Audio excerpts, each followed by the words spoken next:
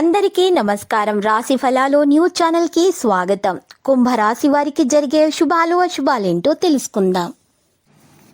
ఈరోజు మీ స్వప్న సుందరి మీ ఉన్నత చదువులు మరియు వ్యాపారాల అభివృద్ధి చూసి వచ్చి మీ కాళ్ళ వద్దకు పడుతుంది. ఈరోజు మీరు పడ్డ కష్టం వ్యర్థం కాలేదని మీరు తెలుసుకోబోతున్నారు. వ్యాపారం మరియు చదువులో ఇంకా ముందుకు సాగిపోతారు.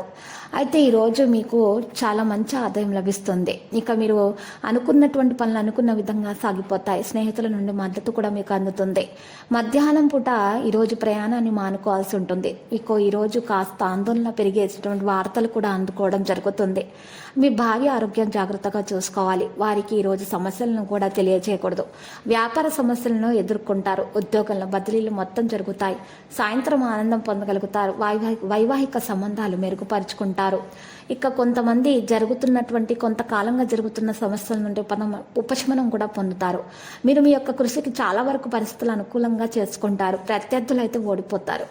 మరి ప్రభుత్వ పదార్థం ఇరుక్కపోతే ఈరోజు బడ్జెట్ కూడా జాగ్రత్తగా చూసుకోవాలి. మీ ముఖ్యమైన పనులు మరియు ఆరాధన చేయడం ముఖ్యము. పని నాణ్యతపై కూడా ఎక్కువ శ్రద్ధ పెట్టాలి. ఈరోజు కొన్ని ప్రభుత్వ సమస్యలు కూడా రావచ్చు. జాగ్రత్త. ఉద్యోగంలో జరుగుతున్నటువంటి సమస్యలు పరిష్కరించుకుంటేనే మేలు. లేకపోతే చిన్న సమస్యలు కూడా పెద్దదిగా మారి మీకు చాలా ప్రమాదం చేకూర్చే అవకాశాలు ఉన్నాయి. కాబట్టి జాగ్రత్తగా అన్ని విషయాలను మీరు నిర్వహించాల్సిన అవసరం చాలా ఉంది. ఈరోజు మీరు చూసినట్లయితే ఒక పరిహారం ద్వారా మీకు చాలా మేలు కలుగుతుంది.